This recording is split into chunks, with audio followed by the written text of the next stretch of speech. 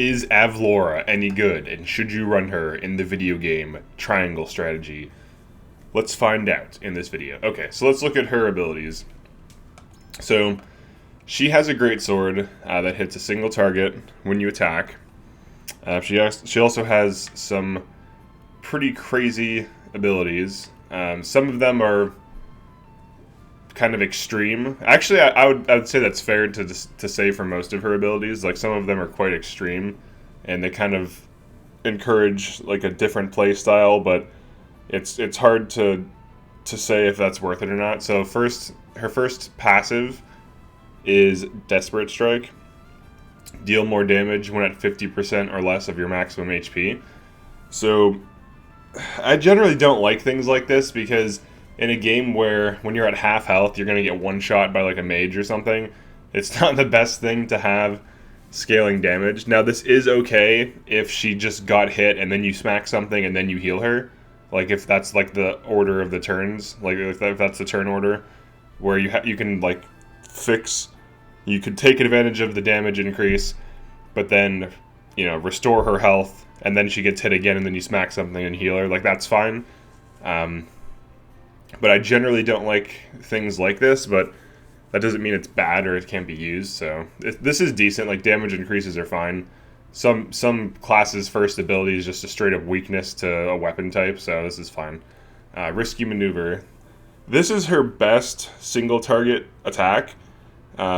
Aside from Bloody Cross, this is actually a really powerful ability. The only problem with it, obviously, is, as you can see here, decrease your HP by 15% of your max. And it hits really hard, so if you look at her weapon damage, 241, Risky Maneuver is almost... It's not necessarily double damage, but it's a huge increase. So it's quite a bit of damage. It's also free. The thing it costs is health instead of TP. So that one interesting thing about it is that. Alright, next we have No Escape. Deal physical damage to enemies across 3 horizontal squares.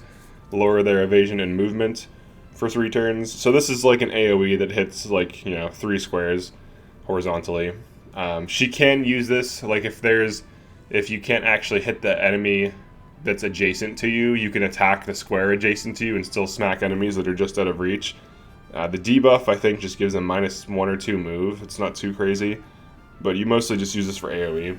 It also can trigger follow-up attacks, so it's decent. Desperate Defenses. Decrease damage taken while HP is at or below 50. So this is generally a good skill. It helps her tank when she's low health, but in hard mode, you're not going to tank that much, so it definitely helps her survive and take like a hit or two, but it's not going to just let her sit in the fray and absorb tons of blows and be fine. So she can still die quite easily, even though she can get a little tanky. Okay, next is Spare No Effort. Raise your strength and evasion, but lower your physical defense. So her evasion isn't really too crazy, like if we look at it. Like 57 is decent, but the amount that it gets raised is not super high. So this is okay for hitting harder, but for evading, it's like maybe it'll slightly increase your evasion. But lowering your physical defense, like her physical defense is on the higher end, so it's a little... She's not like a tank, but it's like medium high. So lowering it isn't really good because she doesn't have mobility, and I'll talk about that in like a minute. Next you have Prevail and Power Up. Increase your strength for 3 turns when you defeat an enemy. So the strength increase is I think 3. It's nothing crazy. It's like 3 to 5. It's good to have. Like, all these things add up, and it's decent. But it's not like... It's not gonna... Honestly, what I would rather this do is increase her strength by 1 for the entire rest of the match, or 2 per enemy killed. I think that would be a little bit better than just like a 3-turn buff, but it's fine. It still helps you deal more damage, it's fine. It's not a bad ability. And then we have Lone Wolf. So this one is crazy. This ability is very strange. So if you run every single unit, like let's say you can deploy 5, and you deploy all 5, this will not trigger. You will not get a stat increase. If you run 4 out of 5, she will get a little stat increase, and the more you remove, the higher the stats.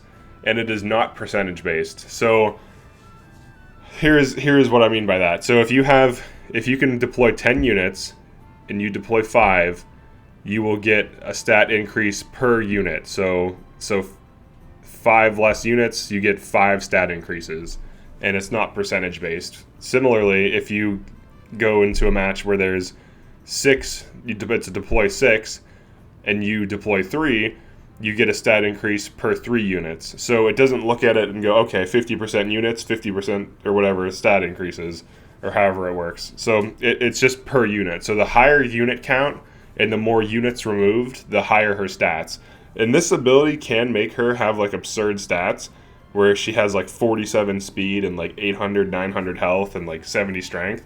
But the downside of that is that you're running her either by herself or with like 2 or 3 units that are probably going to die once the enemy team pushes you, because she can't rapidly drop things even with 74 strength. So it's a kind of weird ability, and it also doesn't trigger as things die. So I mean, as far as I can tell, I can test this, but I'm fairly certain that it doesn't trigger as things die. If it did, it would be better. We'll test this to confirm in like an actual like level 50 mental mock battle. But I'm fairly certain it doesn't. All right, and then next you have Bloody Cross. Deal physical damage to all enemies within range and knock them back. This is actually a really good ability. It has really good damage. It can hit in a huge like plus shape.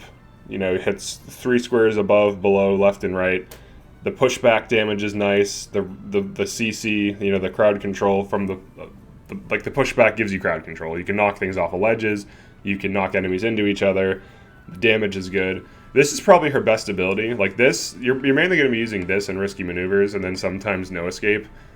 But yeah, that's pretty much it for her abilities. She's a solid damage dealer. Her only problem is that she has expensive AoE. So she either has no escape, which is decent. It's not really a big value. Like Roland has more spammy AoE. If you want an AoE damage dealer, Roland is way better. And he has more maneuverability, which is huge. But no escape is good, and Bloody Cross are good for AoE.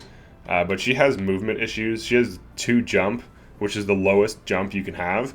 And she has 5 movement, which is okay for a unit, but it's not like great. So like 5 movement on Serenoa is fine because he has Hawk Dive, and he can easily get close enough to smack enemies because he can basically hit something that's like 7 tiles away. So with her, the only way to increase her range is Bloody Cross, and that's 4 TP. So you have to run batteries with her, which is fine because you generally want to run batteries anyways, but something to keep in mind. So going over her stats, strength is on the higher end. Physical defense is on like medium high. Magical attack is irrelevant. I mean, for throwing items like magical items like firestones, it's fine. It's like lower. It's like medium low, like low medium in between there. Magic defense, kind of medium. Luck medium. Accuracy high. Speed medium. Evasion like medium high. Jump lowest it can possibly be. And movement low medium, because the lowest is 4, I believe. So 2 jump means that she can't climb things very effectively, which is unfortunate because with built-in lack of mobility, she has like poor climbing, and that's very useful for maps where you have to climb things. So it'll take her longer to get to places. So she does benefit from like a Quahog or a Hasabara, because Hasabara can just pick up units and throw them 5 tiles and give them a defensive buff. So any other units, so like she's actually not a bad unit, like honestly, like she's actually quite good. She's not like a carry, but she's just like a solid beater that has decent stats. And if you can deal with her position problems, like with Hasabara or Quahog, because she needs help to reposition. So I mean, even Benedict can probably like put the bird on her, you know, the whatever the hell Hunter's Prey, whatever the ability is called, which increases movement and jump by 1.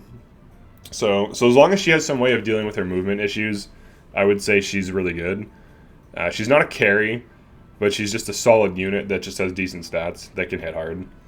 And most of her damage is going to be coming from risky maneuver, and then You're going to be using Bloody Cross when the opportunities present themselves. She's also a candidate for Obsidian Anklet because she can just spam Risky Maneuver and doesn't need to care about TP. Bloody Cross is good to use though. As you can see here, it's just like slightly less damage than Risky Maneuver. So, you know, pushback often scales damage from knocking things or clash, and hitting multiple things is good. So, alright, so let's look at our upgrades.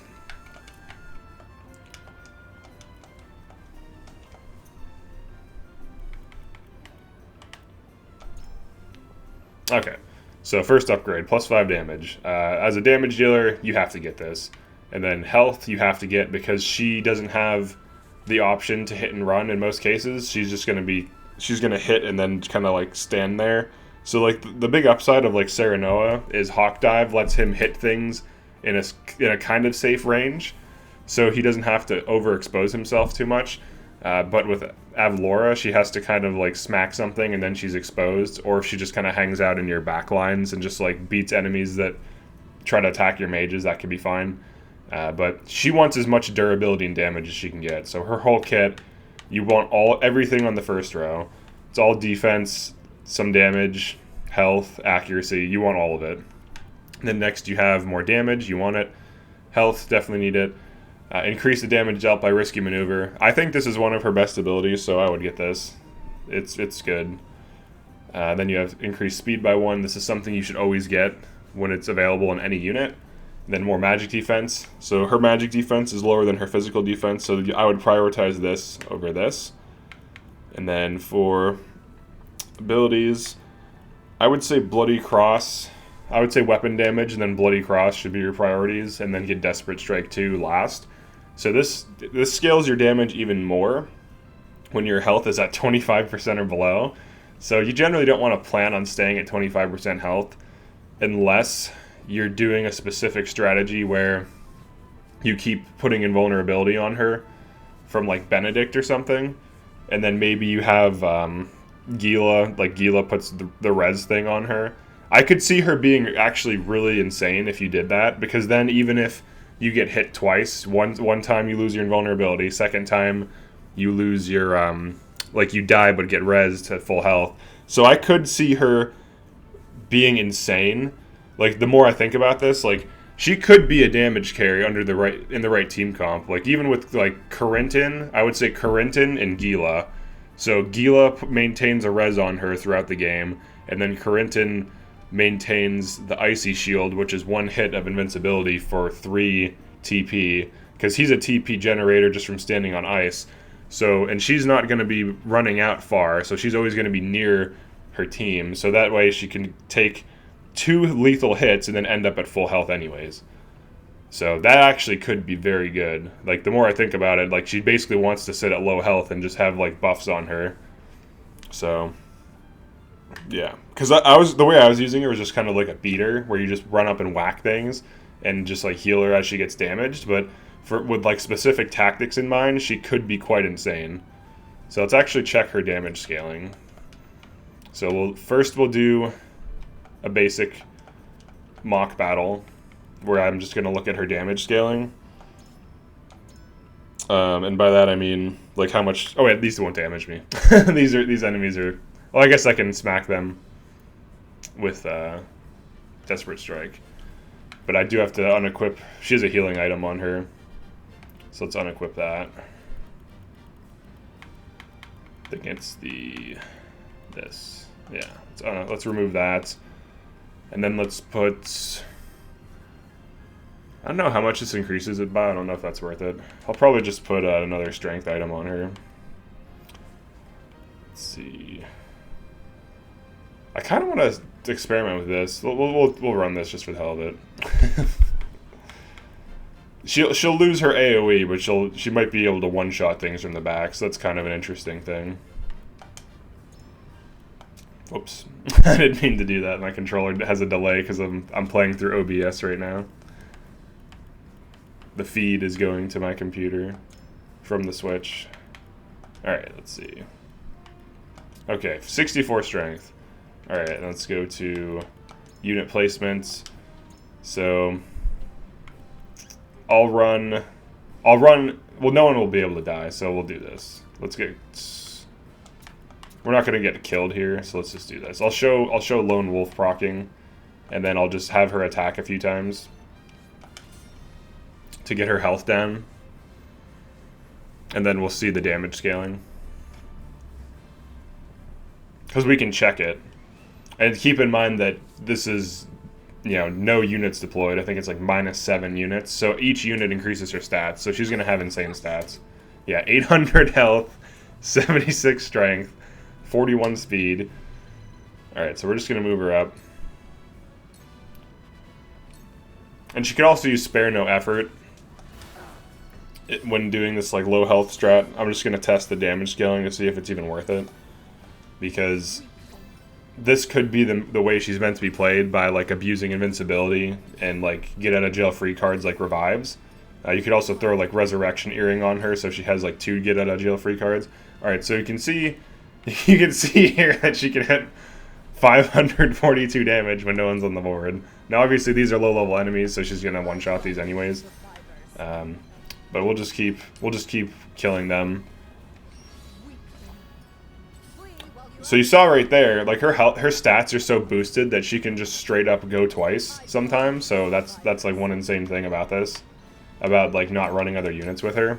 So like there could be some small team comp strategy where like you just have Geela current and constantly putting like invincibility and revive on her, and then she just runs around like one-shotting things. That actually might be a viable strategy. I'll have to test it, but like I'll do an advanced guide on that. But I would say that's probably probably too insane for like your average player to pull off like a 3-man hard mode tactic. But I'll do an advanced guide on her for that. So right now I'm just kind of going over it. Like she definitely does do solid damage. She's a good beater. She doesn't have mobility though, so that's like the main thing. All right, so first Desperate Strike procced. So she did 542, I believe. So let's check her damage now. I'm sorry. Do this. Oh my god. What the fuck? Dude, it went from 500 to 722. Holy shit. That's a lot of damage. All right, let's get this hit off. Yeah, I think that's her metagame. I think maintaining invincibility and get out of jail free cards on her is her metagame. And she just runs around and one-shots or like almost one-shots enemies. Alright, so let's get her down to, I think she's at 25. No, she has to do one more hit and then she'll be below 25. Yeah, Desperate Strike 2. Alright, so this is the power of her. Oh, let's see. How much damage are we hitting now? 834. So alright, let me pull up a calculator really quick, just to do this live. Alright, so she went from 542 to like 733. So that is an increase of roughly 25%. That's pretty good, actually. Just being at half, that's really good. And then she went from 733 to 834.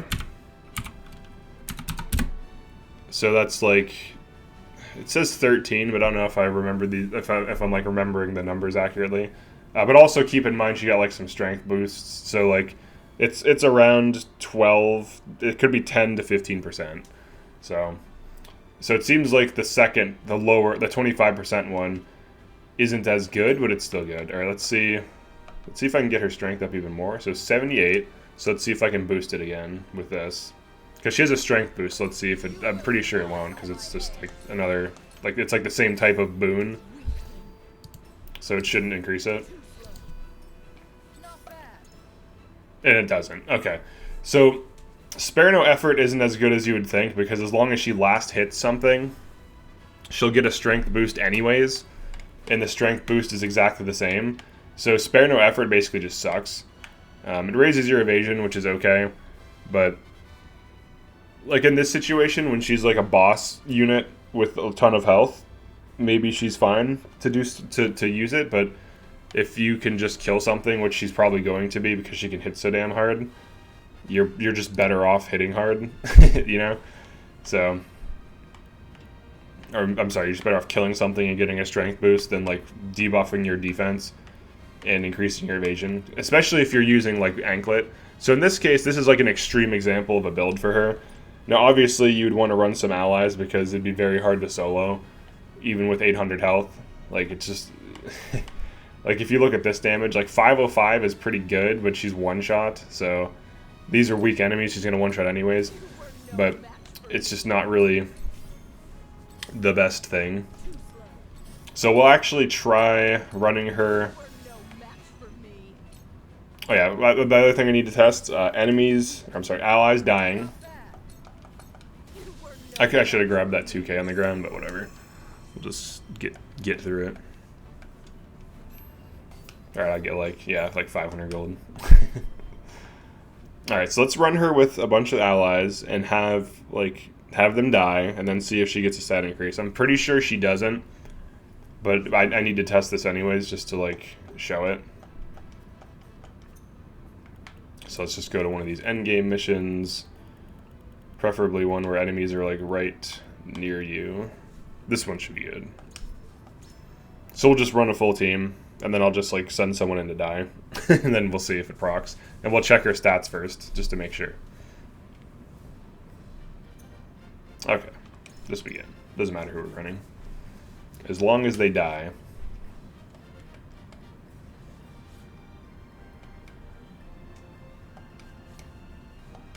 Okay. Yes, commence the battle.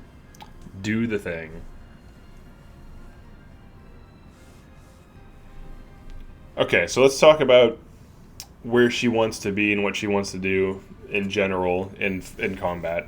So she has poor mobility, right? She can't get around very well. So if another unit has mobility, or I'm sorry, has like utility to like reposition her, that can be quite good. She's probably too evasive to die right away. Alright. Let's have Roland die right away. Stab these. Alright, I'm just going to pass a bunch of turns. Oh, I need to check her stats. Okay. Alright, so her strength will increase, so right now she's 64 strength. Alright, so let's pass. Let's keep passing, continue to pass. Hopefully the other spear guy. There they go. Okay, Roland died. Okay, let's check her stats. Okay, so Lone Wolf only triggers in the beginning. I was right about that. Alright, great. Okay, so for positioning, in this situation, there's not a ton of enemies, so it'd be safe for her to like push up. She can't like attack. She can't bloody cross yet. I think I passed someone like a Julio or something. He could have been next to her so that she could bloody cross. But generally, she wants to hang out near a battery so that she can spam bloody cross, and then also use risky maneuver for finishing kills. So that's her general thing. You can use no escape, but the damage is like so-so. Like the difference between the two. Like look at risky maneuver. Like it's almost double the damage in this situation. So it's quite insane. It's a really good skill. It hits really hard. So if there are 3 enemies lined up, or if the AoE makes more sense, then you can use her, her no escape. But in this case, she's running the Obsidian Anklet, so she's not going to regenerate TP.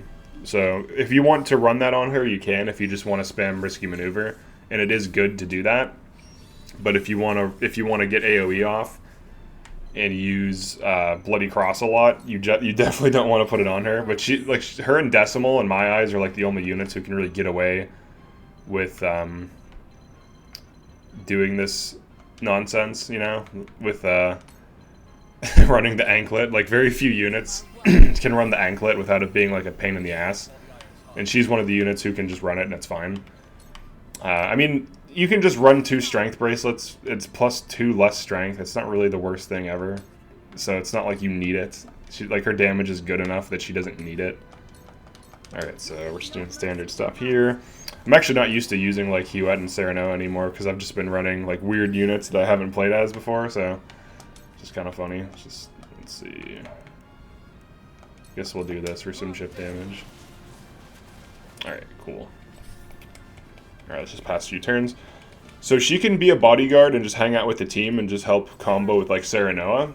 And that's very effective, actually, because she hits so hard with Risky Maneuver, especially on back attacks. Like, the crits with Risky Maneuver usually deal like 50% or more of an enemy's health bar, and this is like melee enemies, which have like good tanking to physical. So just kind of like how Sereno is kind of slow with his movement, she is as well. Let's see if we can hit her with a haste. No, we can't. Let's move her up. She can't be hyper aggressive unless you're running like Quahog. If anyone knows how to say his name, like I usually skip all the cutscenes for like side things, so I have no idea how to say his name. I'm just assuming that's correct. Definitely let me know in the comments. But Quahog could be good with her because he can keep resetting her health and then he can reposition her, which is hugely useful. And also Hasabara would be good with Avlora because she can throw her and heal her for like 200. She can do like a spike heal. So this is a situation... Wait, am I running that? Did I just get a TP or am I imagining that? Alright, so here's a situation where this could be okay. You can kill a guy and then deal some chip damage to the other one. The other one's tempted though, so that'd be stupid. And there's no reason to Risky Maneuver because it's low, so we just kind of push up. Against shield guys, they're not really a threat. The spear guy kind of can deal some damage, but the shield guys aren't like... In other words, they ain't shit. They're just shield boys that just want to do their thing. So Shield of Ice on her could be useful. Now, I think in this situation, he can deal some damage, so I might as well do that. Put some damage on him. And we get some provocation. So with like a tank, like with Eridor, she could be quite good because then she can just smack things for free and just take damage from like archers and mages and kind of tank them to some degree. I'm just gonna have her take cover for the hell of it. So this is just like a basic guide slash overview. So like for advanced guides, I'm gonna play through and like really go nuts and like test the characters with like really weird comps and stuff. And I'll do an advanced guide for each unit eventually. I have to finish all the basic guides first, which are it's an overview of the unit, what its general strengths are, what it should be doing in like, you know, from turn to turn for the most part, where it should be at on the battlefield. Right now, I'm not really caring about what my other units are doing. So like Huette, I'd probably have her on the flanks to begin with. I would have been shooting these and stuff like that. Let's just blind this. I think there's an archer up there to the left that's probably going to shoot Huette. So it's like, oh, there's not. Okay, that's nice. That's actually pretty nice. All right, let's see. I want to say he'll move forward this way. I don't know if they see these, so I'm still playing with Rudolph to figure out what he's all about. It seems like he just puts down traps and shoots things for damage, so pretty straightforward kid as far as I can tell. Alright, we'll smack this guy. Hawk dive. A lot of boys are rolling in. Okay. She'll just kind of come in. She can't heal anything. She can just haste herself. I could have used haste and stuff like earlier, but this is I'm not trying to beat this mission right now. Just trying to do this guide, so let's see how it goes. Just want to do one more turn with Avlora. So for a mission like this, so the strategy I outlined before, where like you put all these buffs on her and everything. I mean, there were turns where I could have done that. So like to be fair, I could have done that. But for missions where like time is of the essence and resources are scarce and you have like tons of things spawning in, it could be annoying to run her because there's all this stuff appearing. She can't reposition quickly. She can deal good damage to help like deal with the threat. So let's see what she hits on this guy. So from the front against a shield bearer with, you know, a strength buff, she's going to deal like 33% of his health. So to answer the question, is she a good unit? I would say she is. To unlock her, you have to do the golden route. I won't say what that is if you want to look that up and, you know, whatever. Like, if you want to know the actions you need to take to get the golden route, then that's how you unlock her. I'm not going to specify what it is, just in case, you know, people want to look it up themselves or figure it out or don't want the game spoiled. But this is actually quite good, to be honest. Like, she has bad mobility, this is true, but her damage, her single target damage is absurd, and Bloody Cross is good. I'm running Obsidian Anklet right now just for the hell of it, but you probably don't want to run the Obsidian Anklet. It's just because Bloody Cross is actually really good and can hit a ton of it can hit a ton of targets. So, but yeah, this is really good, and it has a defense buff, so she just doesn't care. She doesn't care about your defense. She just smacks you for big damage regardless. So pretty good unit. Let's just do this. Alright, we'll tandem her just to get another turn off.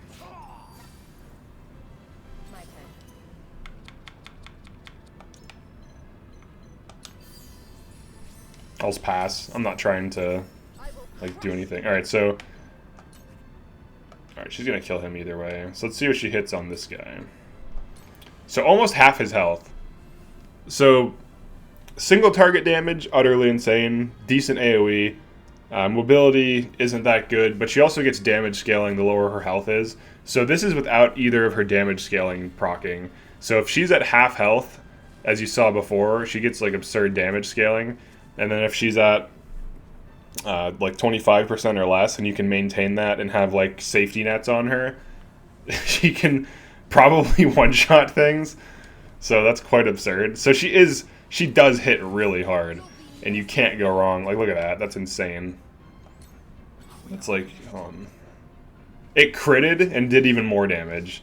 It critted and did over half health damage. What's his defense?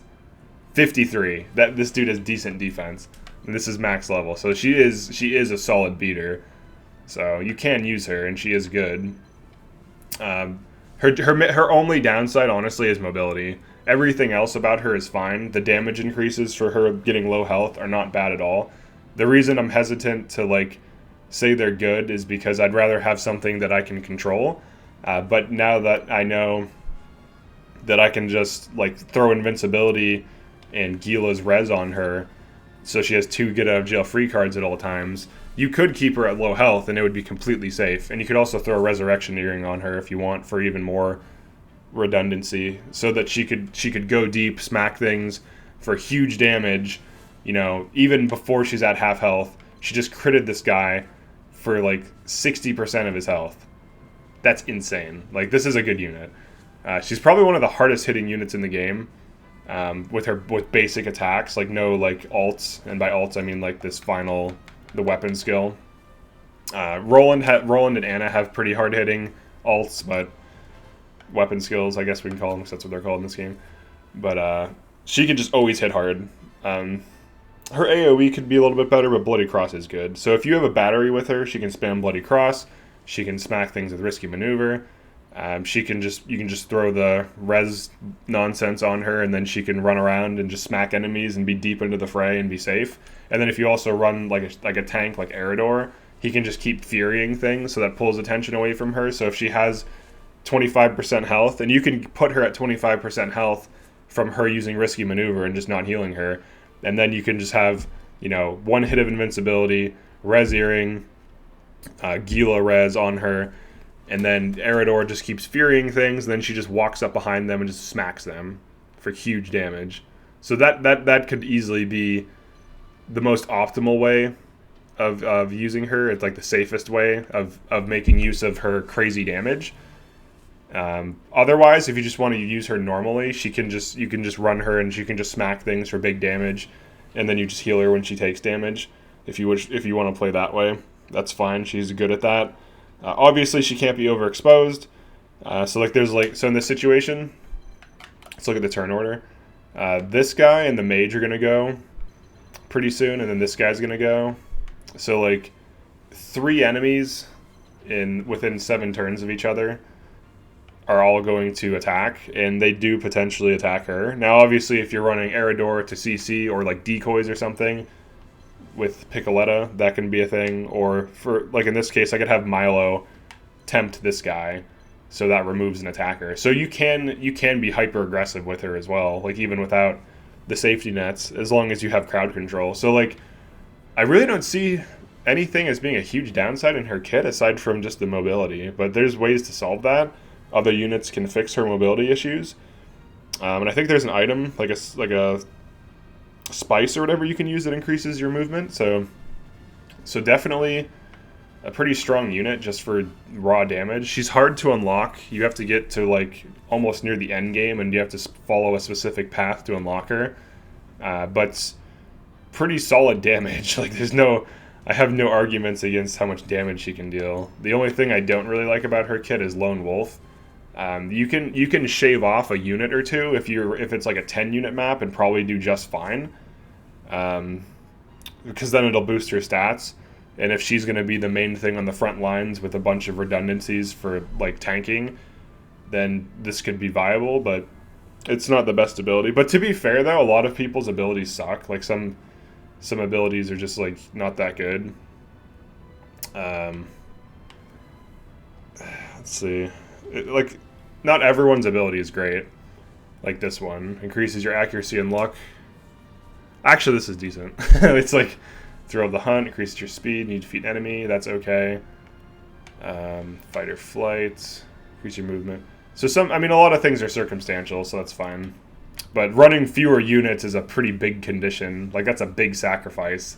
That makes the game so much harder. Honestly, what I might do in this game to make hard mode more interesting is do like 50% unit runs where I only use, like if it's listed unit 10, like 10 listed units, I'll use 5. So this would be great for that. So like low unit count. So I'll call it half unit run, or like 50% forces or something. So you run half of the units, and I might just do that for fun while I'm doing these tutorials, like while I'm getting information on them. But yeah, she would benefit from like a challenge playstyle like that, because then she just gets stat increase. But aside from this, the Lone Wolf, everything else is good about her kit. The damage is insane. Even without damage procs, it's quite ridiculous. So yeah, that's pretty much everything I know about Avlora. I'm sure there might be I'm sure there's some other tactics with her that people who run her more are aware of. If you know any other interesting things with her, definitely comment below.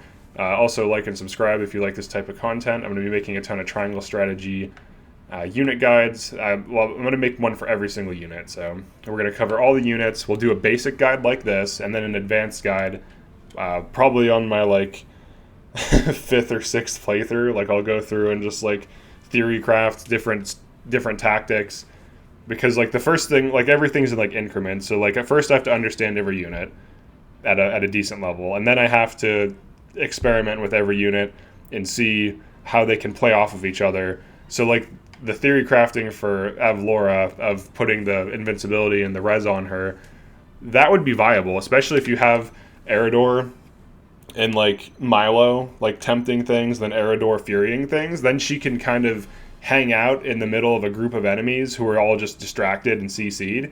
And then especially if you also run a decoy, I could really see her staying at 25% and just smacking, like just almost one-shotting things, and then just chip healing her with like a pellet from Medina or something to keep her health, because risky maneuver doesn't work if it would kill you, so you have to keep her health at least 16% or higher. So, but I could honestly see that being a viable strategy, especially with like Eridor, because like putting Fury on things, she just walks up behind them, smacks them in the back for like 80% or more of their health. That's insane. Like you saw here, she just did like 60% without her strength boost. So if she had her strength boost, this dude would be almost dead. He would be at like one shot from any source. So pretty big strength. Lone Wolf is interesting. It basically makes her a boss. So it's quite insane. Definitely a strong unit. But yeah, that's it for this one. Thanks for checking this out, and I'll see you in the next video.